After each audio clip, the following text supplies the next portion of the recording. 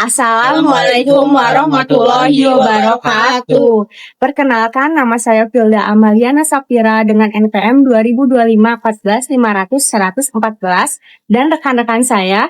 Perkenalkan, nama saya Dila Puspita Ningrum dengan NPM 2025 14500 Perkenalkan, nama saya Muhammad Adil Farizal dengan NPM 2025 14500 Kami dari kelompok 1, kelas XC, Prodi Pendidikan Ekonomi, mata kuliah pengantar bisnis, dosen pengampu Ibu Mimanisma SEMM. Kami di sini akan membahas materi tentang konsep dasar bisnis. Simak videonya sampai akhir ya teman-teman. Dadah. Untuk pembahasannya, 1. Kita akan menjelaskan tentang pengertian dan tujuan utama bisnis. 2. Pilar dasar bisnis. 3. Jenis-jenis usaha. 4. Peran bisnis dalam perekonomian. 5. Ekosistem bisnis Indonesia. Dan 6. Tantangan unik bisnis di Indonesia. Oke, langsung aja kita masuk ke dalam materinya ya teman-teman. Pengertian bisnis. Apa sih itu bisnis? Bisnis adalah serangkaian aktivitas yang dilakukan oleh individu atau kelompok, baik secara formal maupun informal, dengan tujuan utama untuk menghasilkan keuntungan, atau biasa disebut dengan profitabilitas. Kegiatan ini melibatkan penciptaan, produksi, pembelian, dan penjualan barang atau jasa untuk memenuhi kebutuhan dan keinginan konsumen. Selanjutnya ada tujuan utama bisnis. Selain tujuan utama dari setiap bisnis adalah untuk memperoleh keuntungan, ada beberapa tujuan lain yang sama pentingnya untuk memastikan bisnis dapat bertahan dan berkembang dalam jangka panjang. Ada 2 tujuan utama bisnis, yaitu tujuan finansial dan tujuan non-finansial. Yang pertama, tujuan finansial atau mencari laba. Laba memiliki beberapa peran penting, di antaranya adalah kelangsungan hidup bisnis. Laba digunakan untuk menutupi biaya operasional sehari-hari, membayar gaji karyawan, dan melunasi hutang. Tanpa laba, bisnis tidak akan bisa bertahan. Setelah itu, investasi dan pertumbuhan. Keuntungan yang dihasilkan dapat diinvestasikan kembali untuk memperluas bisnis, membeli peralatan baru, atau mengembangkan produk inovatif. Dan yang terakhir, pengembalian bagi pemilik. Bagi pemilik atau investor, laba adalah imbalan atas risiko finansial yang mereka ambil.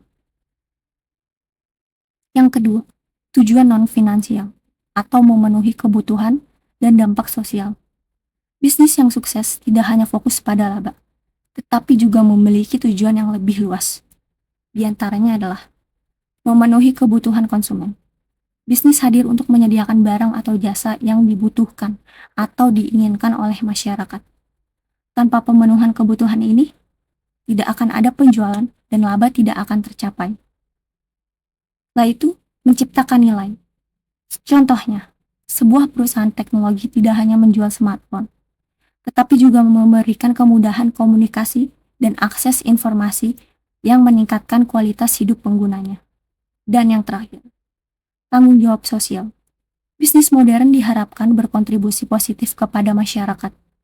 Misalnya, dengan menciptakan lapangan kerja, membayar pajak, dan mengadopsi praktik ramah lingkungan. Selanjutnya ada pilar dasar bisnis. Berikut adalah pilar-pilar dasar bisnis yang paling utama, yaitu sumber daya manusia atau SDM.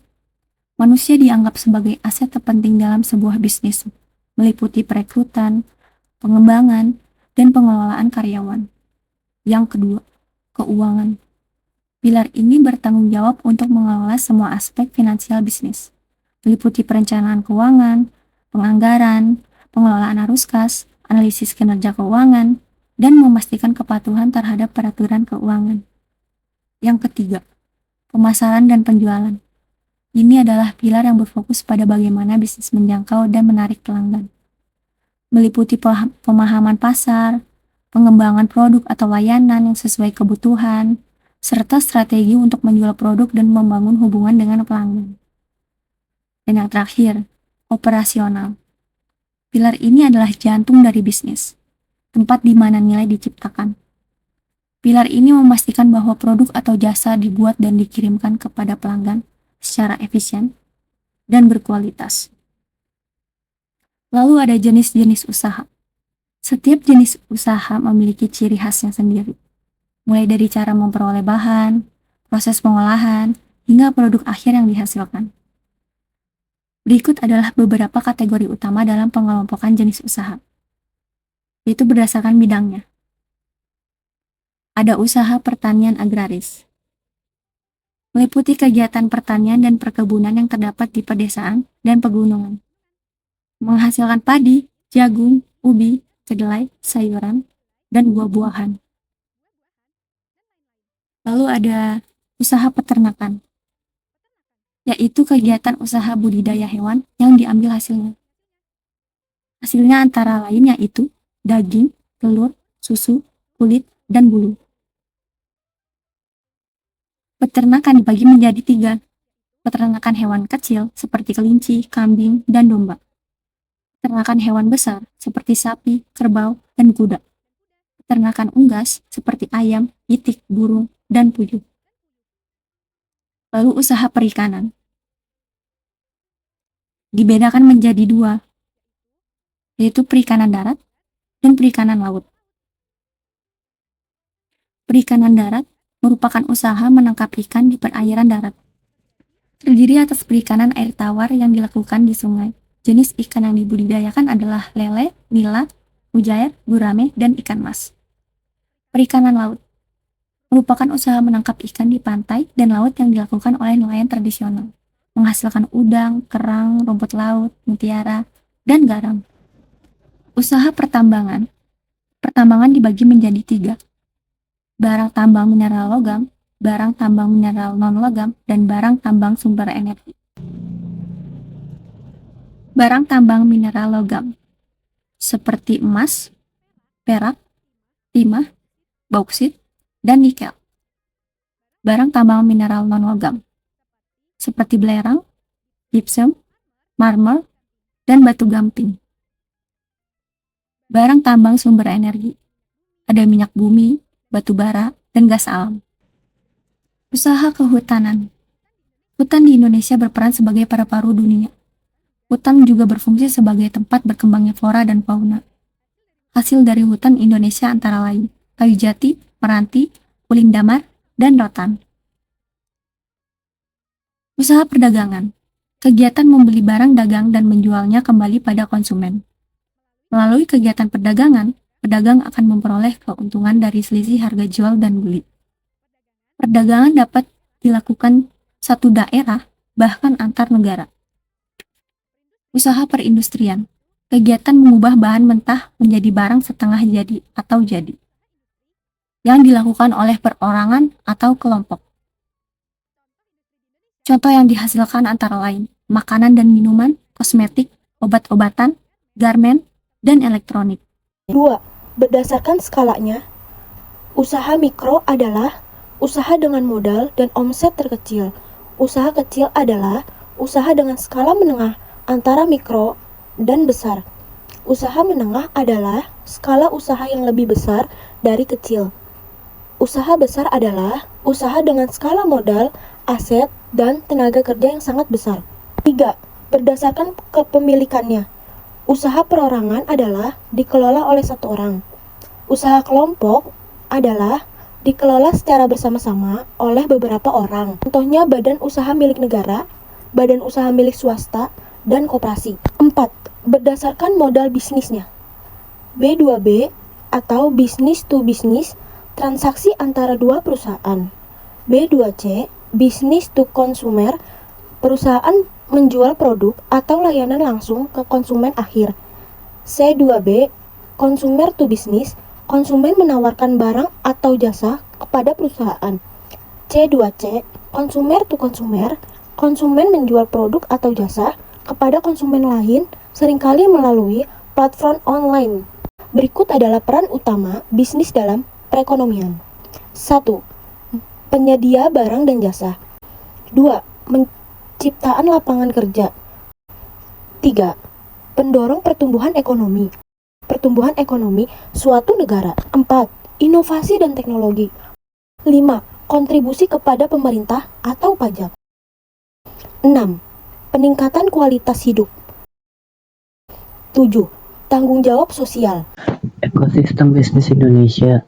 Ekosistem bisnis Indonesia adalah jaringan dinamis yang terdiri dari berbagai seperti perusahaan, kolaborasi, dan bersaing untuk menciptakan serta menukar nilai di pasar. Perkembangan pesatnya didorong oleh pertumbuhan ekonomi digital yang signifikan. Ini ditandai dengan munculnya banyak startup inovatif dan adopsi teknologi di berbagai sektor.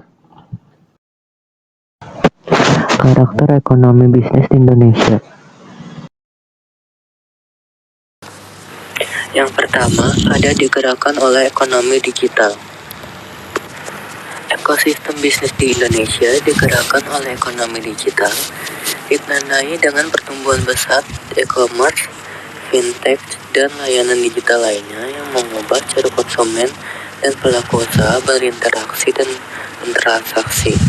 Ekonomi digital terus menjadi motor penggerak ekonomi nasional, meningkatkan produktivitas dan inklusi keuangan, serta menciptakan peluang baru. Meskipun masih ada tantangan seperti perlambatan ekonomi dan kebutuhan penguatan literasi di. Kedua, sektor startup yang berkembang pesat. Sektor startup yang berkembang pesat di Indonesia meliputi fintech, e-commerce, super app, edutech, healthtech, dan logistik. Pertumbuhan ini didorong oleh inovasi, teknologi, peningkatan infrastruktur digital, dan adopsi masyarakat yang tinggi terhadap solusi digital dalam kehidupan sehari-hari. Yang ketiga ada lingkungan kolaboratif dan kompetitif. Inovasi bisnis adalah proses menciptakan hal baru seperti produk, layanan, atau model bisnis. Sedangkan adaptasi bisnis adalah kemampuan untuk menyesuaikan diri terhadap perubahan lingkungan, pasar, atau teknologi.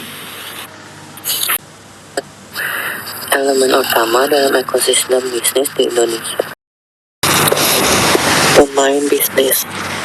Pemain bisnis meliputi perusahaan besar, usaha mikro, kecil, dan menengah atau yang disebut UMKM, serta startup. Selanjutnya penyedia layanan. Penyedia layanan termasuk pemasok bahan baku, distributor, platform, logistik, dan jasa keuangan.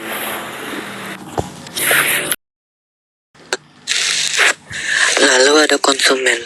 Perubahan perilaku konsumen yang semakin mengarah ke digital menjadi pendorong utama pertumbuhan ekosistem, terutama di sektor e-commerce.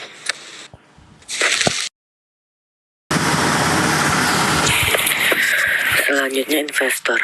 Investor menyediakan dukungan finansial yang krusial bagi pertumbuhan startup, termasuk melalui lembaga keuangan, inkubator, dan akselerator. Lalu infrastruktur. Infrastruktur mencakup infrastruktur fisik seperti kantor dan digital, jaringan internet, cloud yang mendukung operasional bisnis. Pemerintah berperan sebagai regulator, fasilitator, dan penyedia kebijakan yang mendukung pertumbuhan ekonomi termasuk insentif, infrastruktur, dan regulasi yang kondusif. Tantangan unik bisnis di Indonesia. Tantangan unik dalam berbisnis di Indonesia berasal dari kombinasi faktor ekonomi, sosial, budaya, dan infrastruktur yang kompleks. Berikut adalah tantangan-tantangan utama yang sering dihadapi para pelaku bisnis. Tantangan bisnis di Indonesia meliputi keterbatasan akses modal, birokrasi yang lambat dan rumit, persaingan pasar yang ketat, kesenjangan infrastruktur, keterbatasan sumber daya manusia, ketidakpastian regulasi dan kebijakan, serta perilaku pasar dan kebiasaan konsumen.